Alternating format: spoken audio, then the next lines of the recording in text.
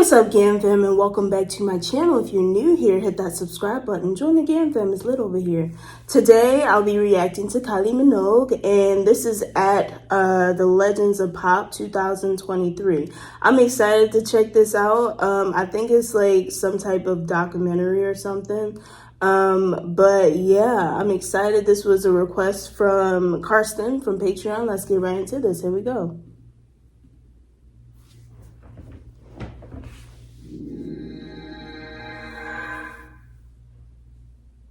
Kylie Minogue was a name neither Matt nor I had heard, and Neighbours was just before the 1 o'clock news on BBC. How would you like to come in and try singing in a proper studio to see just what you can do? I mean, we're always on the lookout for new talent, and thanks to Scott here, we might just have struck gold with you. Me? You want me? That's right. Wow. I could be a singer. She's so young. I don't believe it. In Australia, Mushroom was a company owned by Michael Kaczynski, who was a promoter. And so he was doing the tours and the big gigs. Pete had done a thing where he seconded Mike Duffy, one of our engineers, to go down to Australia. We sent Mike down on a sabbatical for 6 months to teach these guys how to use the equipment. One of the first things Michael did was to give Kylie to Mike and say, make a record with her. And they chose The Locomotion. Wow. And it was history ever since. So thank you, Mike. That became the biggest selling single of the decade in Australia. I got Mike on the phone. He always called me boss. Boss, I've got a hit. #1 in Australia. Oh, yeah? Yeah, I've sold 100,000 records. The next logical step, with Neighbours being a big success in the UK, was to go to the mothership, the homeland of where Mike Duffy came from, and go to Aitken Waterman. Would you do the next Kylie single for me? I say, yeah, of course, no problem. The next time she's in London, pop around the studio. Now, what I can't say to him is I've got 6 records in the top 10, and I've got artists queuing out the door. We don't have time. I got a phone call from Pete. Sign it too? Have you heard of this TV show called Neighbours? And I went, yes. He said, do you know who Kylie Minogue is? I went, no. He said, well, she's the star. Wait, why he pronounce it like that? Have I been pronouncing it wrong this whole time? He just said Kylie Minogue. Neighbours? And I went, yes. He said, do you know who Kylie Minogue is? I went, no. Y'all let me know, please, because now I'm like, what? I'm pretty sure y'all would have told me. But maybe it's because of his accent, his British accent. I don't know. I've been saying Kylie Minogue with the G. He said Kylie Minogue. I don't know. He's confusing me. He said, well, she's I think he's the star wrong. of Neighbours. And he said, I have a deal with Mushroom Records. They want me to sign Kylie Minogue. Will you sign her? And It's tripping me up, though. Yes, if you make the record. He went, no. I said, well, then I'm not signing her. For about 5 years, I felt physically sick every time I heard one of her records. Oh, thinking, God, if she'd been signed to me, my label would have gone insane. And listen, I feel like Simon dropped the ball with a lot of artists, okay? Like, I remember a story about him saying that, like, when Jennifer Hudson was on American Idol, he said that she couldn't sing and that she wouldn't go anywhere. She wouldn't go far or something like that. Look at where she at now. Like, he really dropped the ball with a lot of big artists, like, saying that he didn't want to sign them or didn't think that they had talent and stuff like that, and they just showed him wrong. You know, they made sure that they showed him. Like, wow. So we arranged for Kylie It's too late to come now, over Simon. for a week, and she would be in the studio with Matt and Mike, and we would make a record, and then she would go back into the show. Neighbours was a grueling soap opera schedule, so in order to have time to get to London, the scriptwriters would have to write me out of the storyline. This was my first international trip, and I was, 19 years old or something. Wow. I speak with Pete and say, Kylie is here. How can we get her into the studio? What's the time? He says, well, the guys are working on some other things. They need to finish. Give us a day or two, and we'll come up with something. David Howes, who was waiting for Pete to tell him she could go to the studio. Took her out for every museum. She took him to Windsor, took her everywhere he could, took her shopping. The days rolled on, and we'd ask each day, and each day we would hear they're not ready.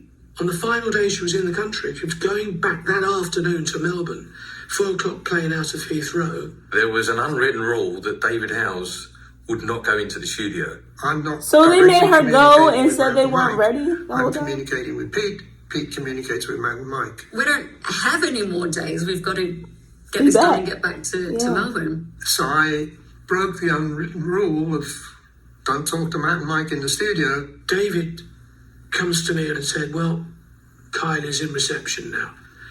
I said, who? Kylie? Who's Kylie? Wow, he didn't Kylie even know? So I get on the phone and call Pete. He's in Manchester. Pete, do you know Kylie Minogue? Oh, forgot to tell you. Oh, shit. You have to tell him to go because we don't have time. But Mike, being the gent he is, so we've got to make time. She's here and she's flying back this afternoon. We had 2 or 3 tracks that were lying around. We had certainly one for Banana Rama that hadn't been finished and hadn't made it to the album. I said, why don't we just tickle one of these up? And Mike said, no, we've got to write something from scratch.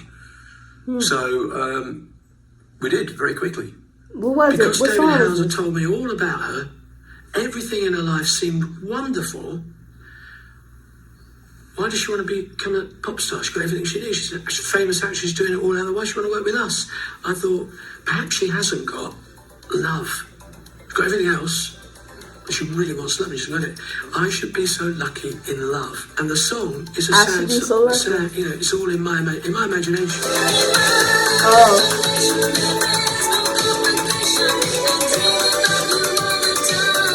Wow. I really didn't know what to expect. I'd only been in a couple of studios prior to I that. got the first verse done and said to Matt, go over there, write the second verse, follow the meter. So they presented the song, I Should Be So Lucky, talked me through it, played it to me. This is how it goes. And she was quick. And she was learning the words as we were feeding them to her. So she could project it to the light. She was good at that because she learned a neighbour's script every day. As it happens, I'm walking by the exit as she comes out the door, looking really mad. I said, oh, everything all right? She said, I have no idea. I said, what do you mean? She said, I said, it was a good song. Good. She said, I have no idea. I said, well, she said, they gave me a line at a time. Oh, Mike and Matt had written the song one line at a time? 45 minutes. They were still writing it when she arrived, and they were literally feeding her a line at the time. She said, I've sung a whole bunch of lines. I've never heard the song played through once. I have no idea whether it's good, bad, or indifferent. Oh my gosh. Wow. I think that's really cool to know that that's the background of I Should Be So Lucky. So now I'm just like, when I hear that song, I'll know that she was fed line by line. That's crazy. Oh my goodness. Wow. And it came out so great. Like, that is wild. I went away very unhappy. I'm sure she I didn't sang line by know. line to make sure we had everything before I left again. I do remember thinking, this is really high. It's a very high song to sing.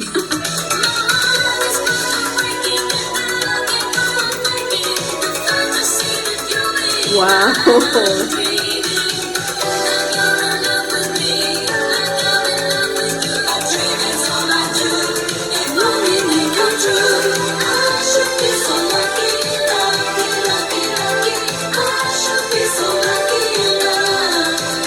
This was such a great song.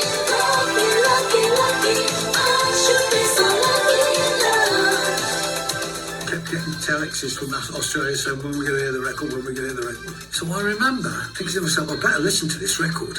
Pete wasn't terribly interested in this record. And then I had an amazing phone call one day from Michael Hurl, the BBC producer, who was in Australia.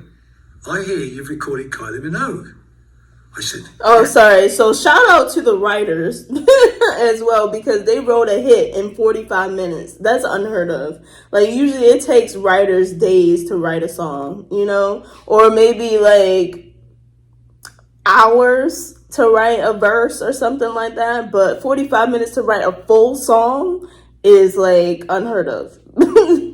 I've seen this girl. I'm down here. She's fantastic. I'd like to do something with her. For the Christmas morning with Noel Edmonds, which had the record Christmas viewing on.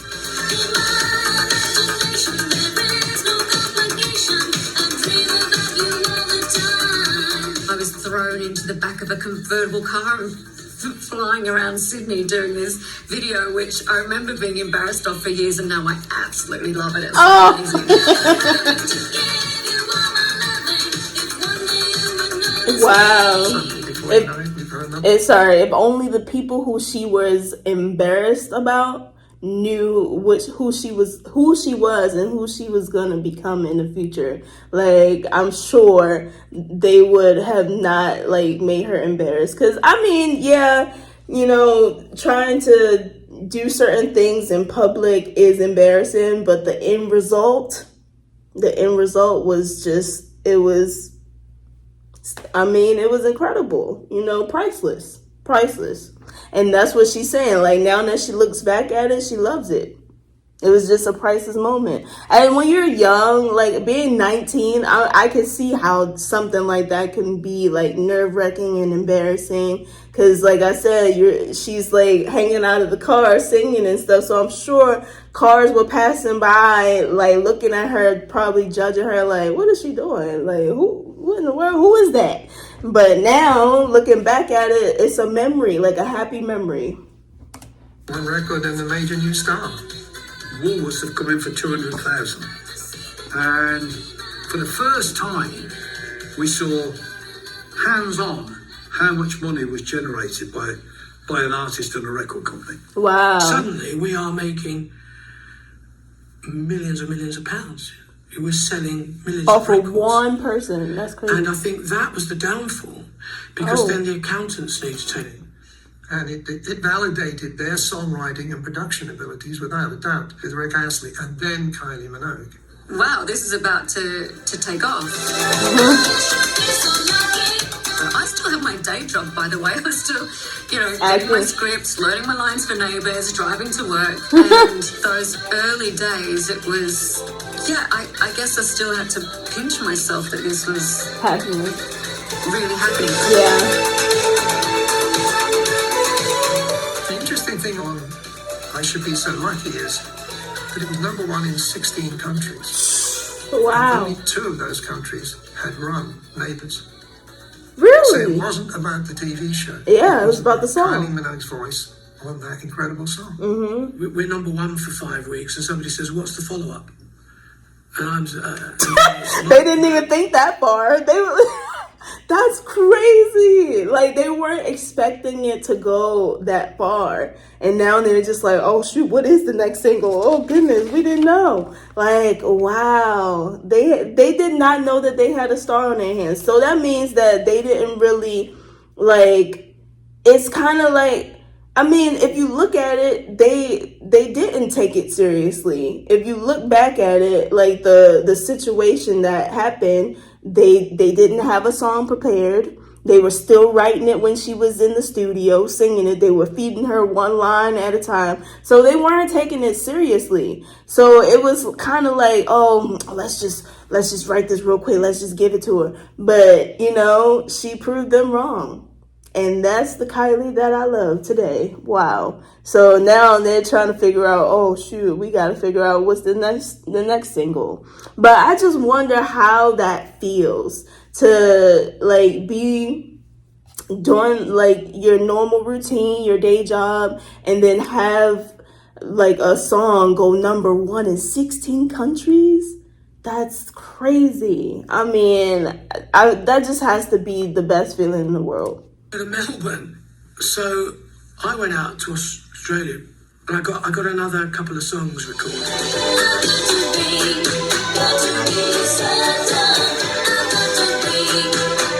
Wow. Number 2.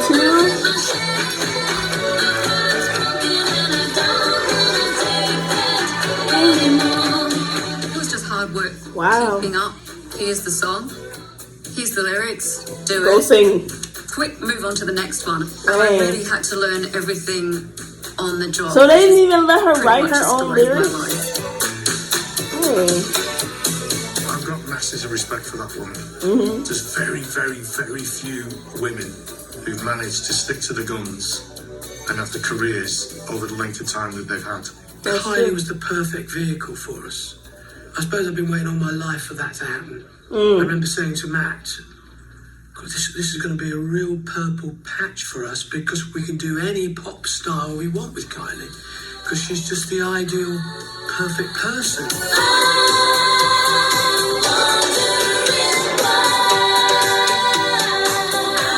I haven't seen that one yet. She Ooh, dances, she sings. that's She's cool. lovely. Now, that's all I've Wow. ever wanted in my whole life as a professional writer or musician. Give me somebody like that, you know.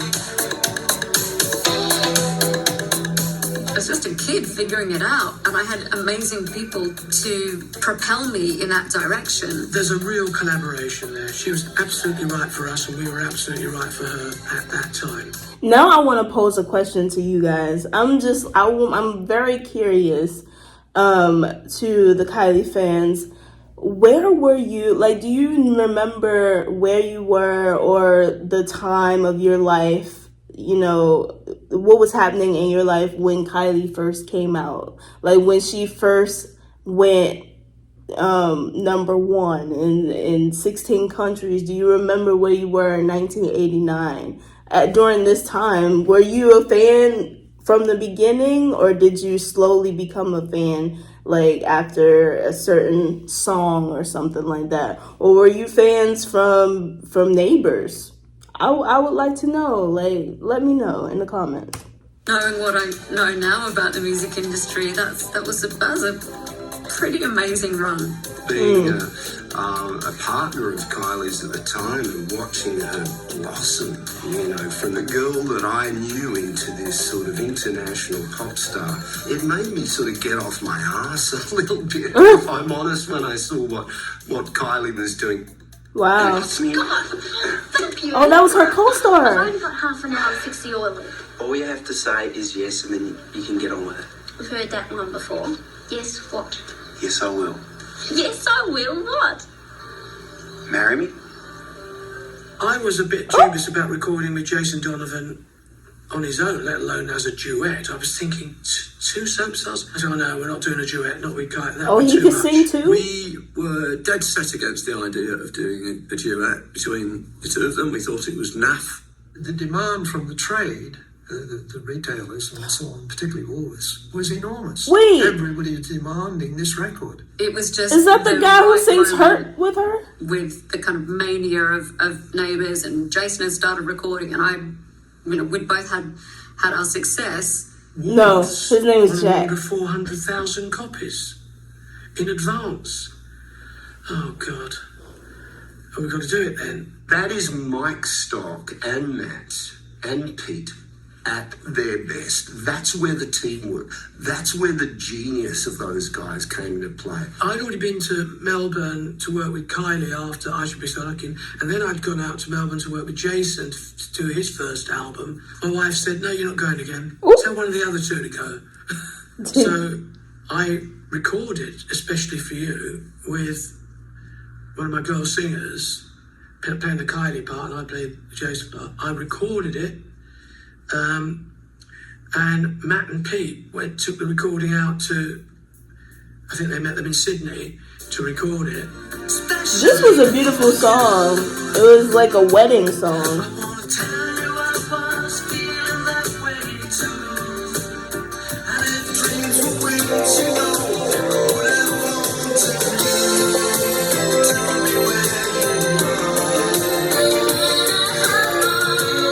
Wow, but that's my first time hearing the actual studio version. Now I want to hear that because I heard it when she performed it at Glastonbury. When I did the Glastonbury show, so I didn't even hear his version, and he sounds good too. But like I'm like looking at the video and listening to the studio version, I'm like, ooh, I want to hear the studio version because the live versions sound amazing too. It sounds like the perfect wedding song. designed not to be a Christmas song because A Peter Christmas always said, song? I want this record to be played on Boxing Day and on New Year's Day and into 1989. Christmas?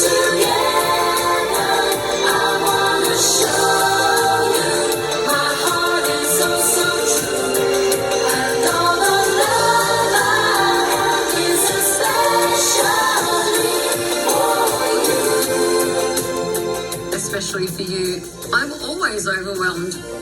It's more than a hit song that people still love. It's beyond that. It just But avoids. looking at this, I'm just like, why wouldn't they want the co-stars that everyone loved on the show to do a song together? Like, I would think that that's a perfect money grab, you know? Like, oh, everyone loves this couple on the show and they can both sing. So let's go over here and have them do a duet and just, you know, kind of give the fans of the show like something different, you know? And then while also just putting them out into the world and sharing their talents out into the world. So I don't know why they were so against it at first. That doesn't make any sense to me. Too slushy. There's a lot of musical tension in the track itself. And a big part of that is the tempo, which is really achingly slow for a 4-on-the-floor beat, and it really shouldn't work. But it just clings on by its fingertips. I'm thinking back to that Top of the Pops performance. I think we were quite nervous about it.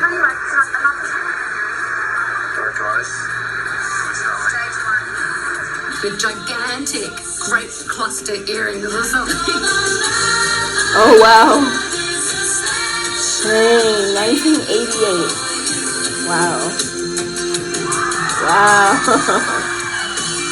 I didn't have any idea that the Especially For You spin would be so iconic. It is quite sort of cheesy. Why wouldn't it be, though? It's They have the what perfect public chemistry. wanted. The kind of slow coming together, the lift, the swing. It's so naive, but it became a thing. This connection It's between cute. the two people, and it was a connection as characters and as people, as we were at the time, you know, as partners. You know, Wow. are they or aren't they together? And it's sort of, it's a love story. See, that's exactly what I was trying to say. Like, it was a connection from the show. Like, it looked like they had a relationship in the show. Obviously, he was trying to get her to marry him in the show. And I'm just like, when you're invested in characters and in your favorite show, then you're kind of invested in that person, you know?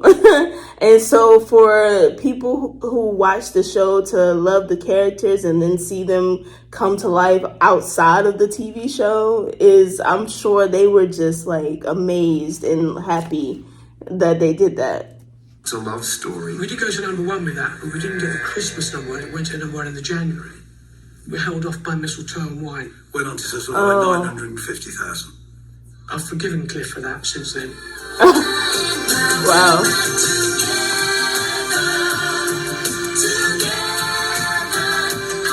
When I perform that song, people's nostalgia Yeah. neurons are just firing everywhere. It was about the moment and their childhood. Anytime they see Jason and I together, it's like, is this even happening? Yeah. And then when we did the show at the O2, I didn't realise they'd never sung the song together live.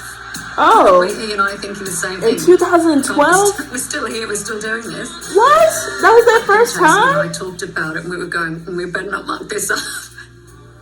You know, we weren't in our 20s anymore. So we thought, Wow. I hope this works.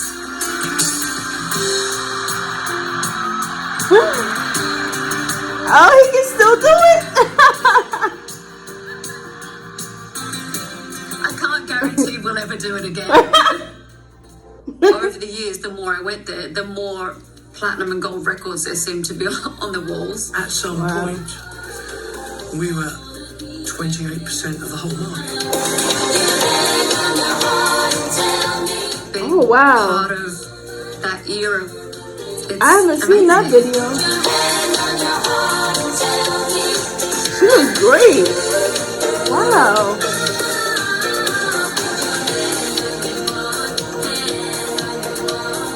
I heard that one at Glastonbury too. Years of the business are on us right now. They're waiting for our next move. They want to see what we're going to do next, and that's a great feeling.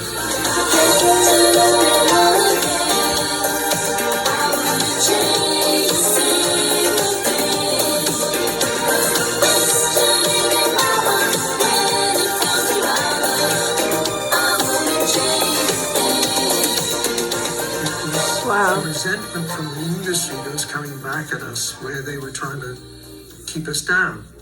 And it's hard to overemphasize how tough this was. She was on my pillow.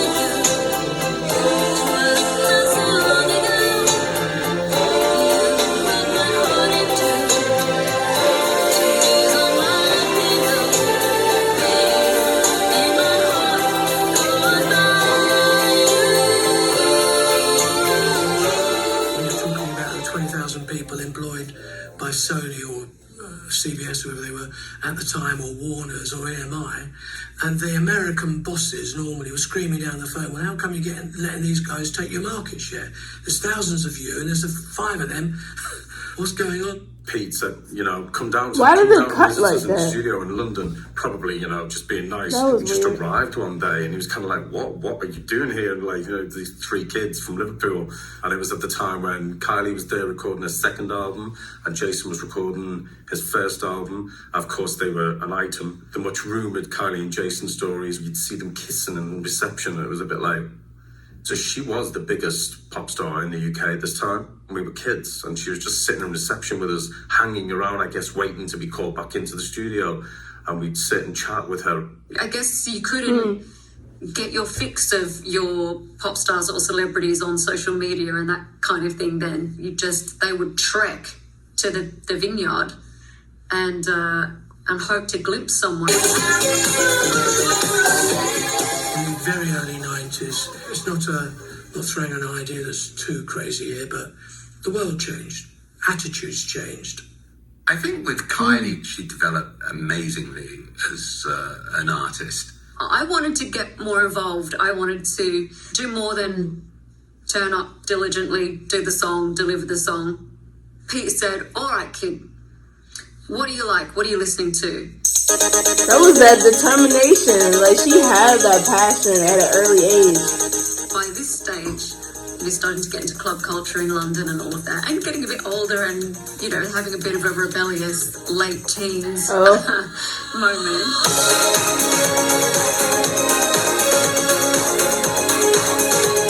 She was saying, What's this one? A little less teenagey, more grown up. So we were up for that. Yeah, music had changed a bit. Club music had become very, very big. Kylie wanted to move on. Okay. I was going to say, it sounds familiar. And I think it's an amazing illustration of how Aitken Waterman could really tap into the zeitgeist of what was happening and spin that to work for them. You watched Kylie evolved into, Better the Devil You Know and Step Back in Time. You could see her maturity. Step back in time. I guess sexuality and change in her artistic expression move along with that.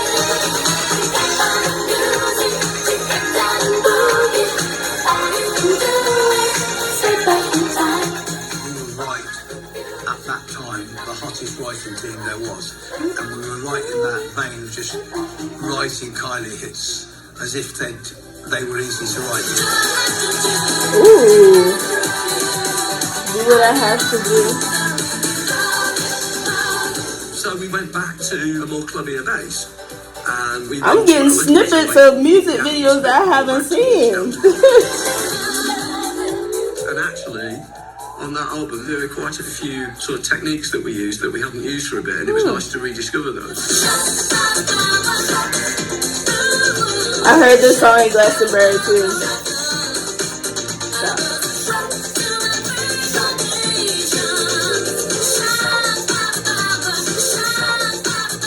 By the time Rhythm of Love came, and we had those 4 songs that were just like a, you know, pop, pop, pop. Such a solid collection. I guess we had worked together long enough to nail it at that stage. When I listen to him now, I think that's good. That's got something about it, and there's a magic going on there. That whole album is just Amazing. It's brilliant. Matt decides to leave. I decided to carry on for a while. We soldiered on. We had hits. You know, we were still going. Without us making music, I was saying to myself, everyone's out of a job. Yeah. But that was what I stayed for. I stayed to keep it going for the others. David Howells came to me and said, Mike, look, if it was possible, we should get another album recorded with Kylie. So I telephoned Kylie and she agreed, you know, that she would record another album, we'd co-write it. And, you know, we had quite a few hits from that. Following that, everything dried up. There was nothing else to do. Finer Feelings came from that? Left, and I found myself on my own fighting everybody. Even when I didn't have the time constraint of getting from Australia to London, having to work and get back and go straight to work at the other end, they still worked at an incredible pace. You know, I did 4 albums in 4 years and then a greatest hits, so we didn't waste any time. How many albums does she have? So when Kylie decided to leave home, because we were like her dads, she left home. We never really replaced her or Jason really with people who had enough wind in their sails. They had a forward thrust before we even worked with them. I love the Kylie records. We're still great friends to this day. It was just Kylie became too big. I know that sounds crazy. Too big. Or no, she's not big enough. So dominant. She deserves you bigger. You have to take the money. You can't be creative. She deserves to be bigger. Oh my goodness. I was just like, him saying that she became too big while I'm in America and like she's not as big here. I'm like, no, she's not big enough. Like, she needs to become bigger. I mean, I don't know if that's what she wants, but I think that people in America, well, in the US, need to discover her music like yesterday, you know?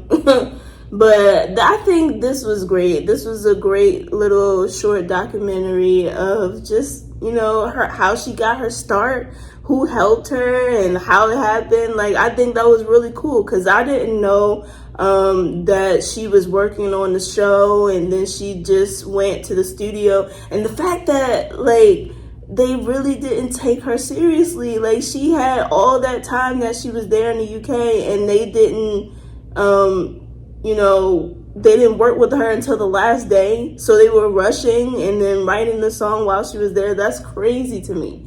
And then it's just like, I mean, I guess things work out the way that they're supposed to work out, because if they had of maybe had the song ready for her the first day and had her recorded the first day, maybe, who knows, she might not have been where she is today. So maybe it took for them to be like rushing, writing a song and feeding her one line by one line for her to be where she is today. I don't know where the road would have led her if they would have taken it seriously, but I guess thank you for not taking it seriously, because we have Kylie today. So, I mean, I don't know.